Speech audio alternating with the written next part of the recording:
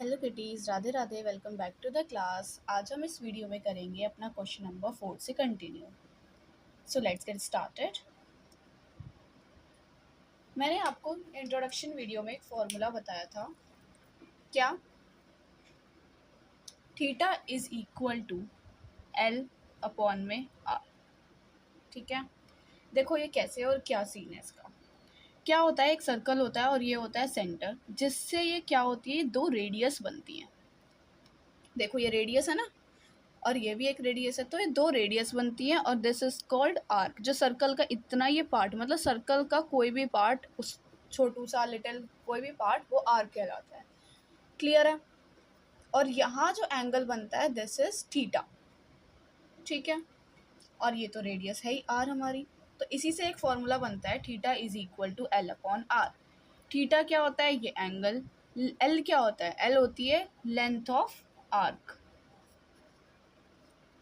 ठीक है, और आर क्या होती है, रेडियस ऑफ अ सर्कल। ठीक है, और थीटा तो एंगल हमारा है ही, जो भी एंगल सबटेंडेड होगा, और वो भी किस में होता है, ये इन रेडियन में। इससे हमेशा थीटा रेडियन में आंसर देता है। क्लियर है। अब देखो गिवन क्या क्या है। फाइंड द डिग्री मेजर, हमें डिग्री में एंगल निकालना है। क्लियर है। Of the angle subtended at the centre of a circle, जो कि हमारा एंगल सबटेंड हो रहा है। सबटेंड मतलब एंगल बन रहा है सेंटर ऑफ अ सर्कल पर, ऑफ रेडियस 100 सेंटीमीटर, जिसमें रेडियस कितनी है, 100 सेंटीमीटर की है। और आर्क ऑफ लेंथ, इसका मतलब ये एल क्या है हमारा, 22 सेंटीमीटर। हमें क्या निकालना है, थीटा, और वो भी डिग्री में। तो सबसे पहले हम थीटा निकाल लेते हैं, उसको डिग्री में कन्वर्ट करना तो हमने सीख ही लिया है लास्ट क्लास में। तो करते हैं, फॉर्मूला लगाएंगे, theta is equal to l upon r. Length क्या है 22, रेडियस क्या है 100। क्लियर है। तो थीटा क्या आ गया, 22 अपॉन 100 रेडियन में, वो भी। ठीक है, अब इसको डिग्री में कन्वर्ट करने के लिए क्या करते थे, डिग्री में कन्वर्ट करने के लिए 180 अपॉन में पाए इंटू रेडियन मेजर। तो लिख देते हैं 180 अपॉन में पाए, तो 22 यहाँ और 7, और रेडियन में क्या दिया है, 22 अपॉन में 100। क्लियर है। इसको कैंसिल आउट करें, 22 से 22 कैंसिल हो गया, एक जीरो से एक जीरो कैंसिल हो गई। यहाँ 2 से डिवाइड होके 5, यहाँ पे 9, तो क्या बचा 63 अपॉन में 5। क्लियर है। अब मैंने क्या बताया था, अपॉन में तो होता नहीं, डिवाइड करते हैं, तो 5 है ना, 5 से ही डिवाइड करते रहेंगे जब तक सारा आंसर नहीं मिल जाता। तो 5 से डिवाइड करेंगे, 5 1 ज़ा 5, 13, 5 2 ज़ा 10, 3। ठीक है, तो क्या आ गया 12 डिग्री। और मैंने क्या बताया था, जो ये होता है इसको फिर 60 से मल्टीप्लाई करो और फिर से 5 से डिवाइड कर दो, जो ये आएगा। करो, 5 3 ज़ा 15, 8 माइनस 5 3, 5 6 ज़ा 30, कैंसिल। तो क्या आ गया ये लास्ट 36। अब ख़त्म हो गया, तो बस क्या आ गया 12 डिग्री 36 मिनट। जैसी कैंसिल आउट हो जाए या ना भी हो, तो हमें एक अपने उस पर रुक जाना है, मिनट्स एंड सेकेंड्स के बाद। ठीक है, 12 degree 36 minute.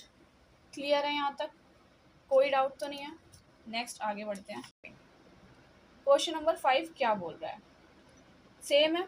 In a circle of diameter 40 centimetre. Diameter कितना दिया है हमको, 40 सेंटीमीटर दिया है। लिख लेते हैं कि डायमीटर है 40 सेंटीमीटर, बट हमें तो रेडियस की ज़रूरत पड़ती है, तो रेडियस निकाल लेंगे कैसे, 40 डिवाइड बाई 2 करके, विच इज़ 20 सेंटीमीटर। और क्या दिया, लेंथ ऑफ अ कोड।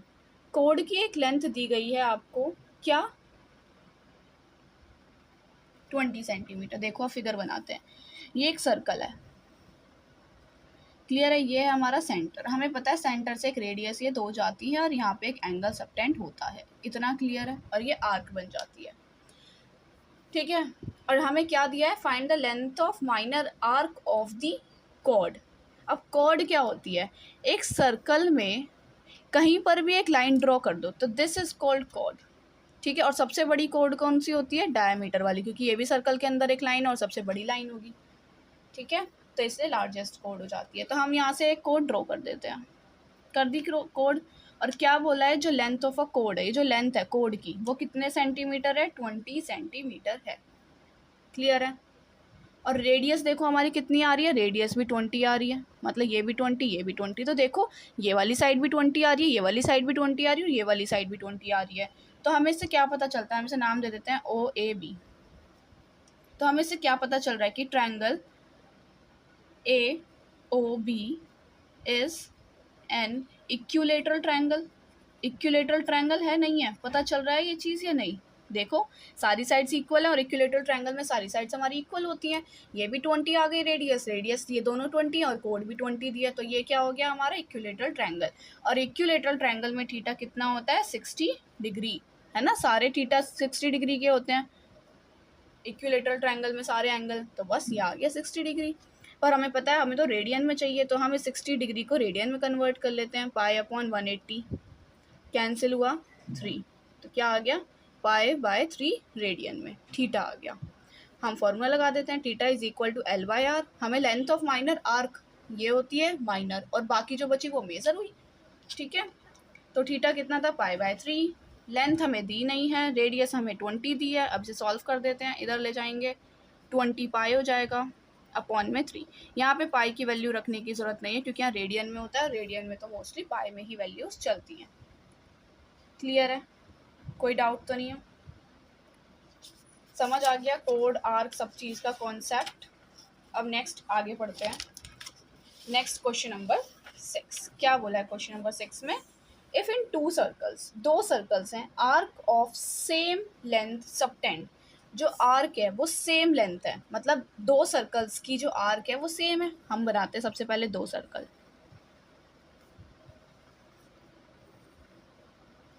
ये 2 सर्कल हो गए। क्या बोला है जो आर्क है वो सेम है, लेंथ ऑफ आर्क, ठीक है। पहले हम बना लेते हैं अपना सेम फिगर।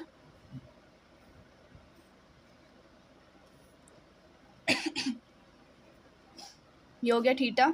देखो एंगल भी दिया है कि पहला 60 डिग्री है तो दूसरा 75 डिग्री है। क्लियर है। और आर्क ऑफ सेम लेंथ मतलब जो इसकी लेंथ है, अगर हमने इसकी लेंथ को L माना है तो ये लेंथ को L माना है तो ये भी सेम L ही है।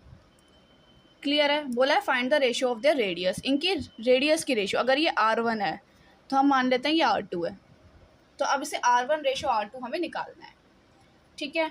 तो हम यहाँ पे लिखना पड़ेगा लेट रेडियाई, रेडियस की प्लूरल फॉर्म होती है इसलिए हमने रेडियाई लिखा है। Radii of circle be R1 and R2। Clear है।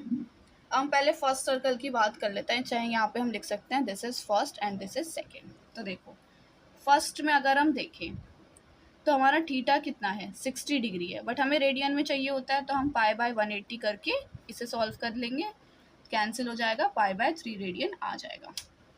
हमें रेडियस की रेशो चाहिए। अब देखो theta is equal to L/R होता है, अगर हम यहाँ से R की वैल्यू निकालें तो L/θ हो जाएगा। क्लियर है। 2 तरीके से कर सकते हैं, मैं आपको दोनों बता दूंगी। R की वैल्यू हमें रेशियो चाहिए तो हम यहाँ से भी रेडियस निकाल लें और उधर से भी, और अपॉन में रख दें तो रेशियो आ जाएगी। तो हम ऐसे ही करते हैं, एक ये मेथड है। तो रखो R1, L क्या है सेम है हमारा, ठीक है, और थीटा कितना है π/3 तो ऊपर चला गया, तो ये क्या आ गई हमारी R1 की वैल्यू।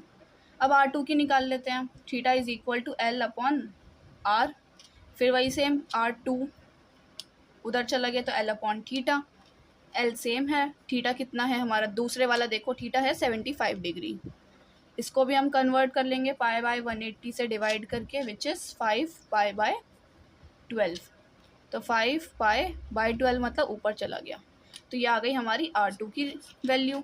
अब रेशियो कैसे निकालते हैं, डिवाइड कर दो R1/R2, है ना, चाहे R1 रेशियो R2 लिखो या R1, बाद में हम रेशियो में ऐसे लिख देंगे आंसर, बट अब ऐसे करते हैं ना डिवाइड। देखो अब R1 कितना है 3L/π, और डिवाइड है ये, तो डिवाइड 12L/5π।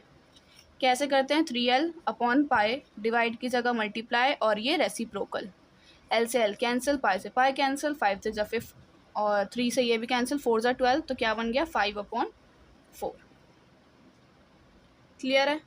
क्या आ गई हमारी रेशियो 5/4। तो अभी तो ऐसे लिखा है, अब हम रेशियो में लिख देंगे इसको कैसे, R1 रेशियो R2 आ गई हमारी 5/4। This is our answer. Clear है। एक और मेथड क्या है, हम यहाँ से L की वैल्यू निकाल सकते हैं। देखो क्या कर सकते हैं, दूसरी चीज़, हमारा दोनों का L इक्वल है, तो हम यहाँ से L की वैल्यू निकाल लें, तो L क्या हो जाएगा θ R1, ठीक है, यहाँ से भी सेम देखो, theta upon l r two, तो यहाँ से एल क्या हो जाएगा, थीटा आर टू।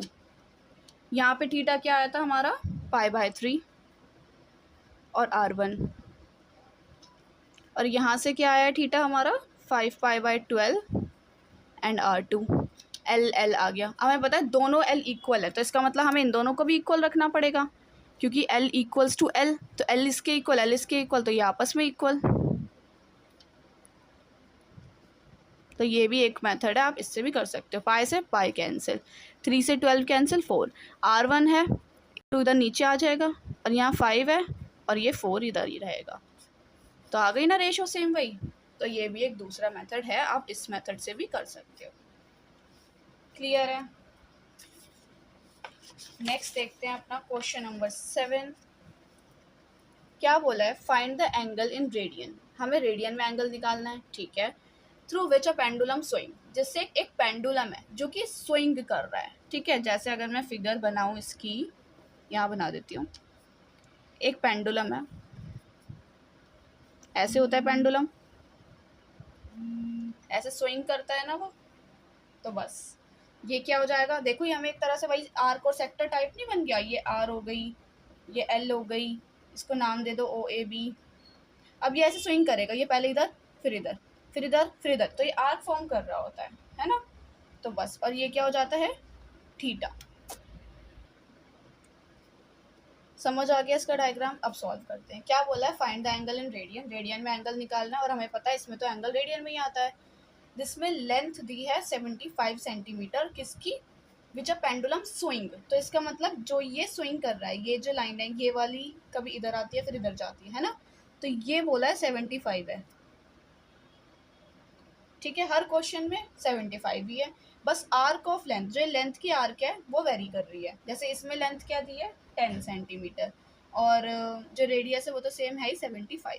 क्लियर है। हमने रेडियस इसको क्यों आना, क्योंकि यही तो स्विंग करके इधर जाता है फिर इधर आता है, इसलिए निकालते हैं। Theta is equal to l upon r, 10/75, इसे कैंसिल कर देंगे, 5 से चला जाएगा 15, तो क्या आ गया 2/15, और वो भी रेडियन, क्योंकि रेडियन में ही होता है ये वाले सारे एंगल जो भी थीटा से निकलते हैं वो रेडियन में ही निकलते हैं। क्लियर है, सिंपल है ये तो बहुत ज़्यादा क्वेश्चन। अब इधर आ जाओ, सेम एल क्या है 15 है, पर आर जो है वो हमारा 75 ही है। फॉर्मूला लगा देंगे l upon r, l upon r में क्या होगा, वैल्यू रख देंगे।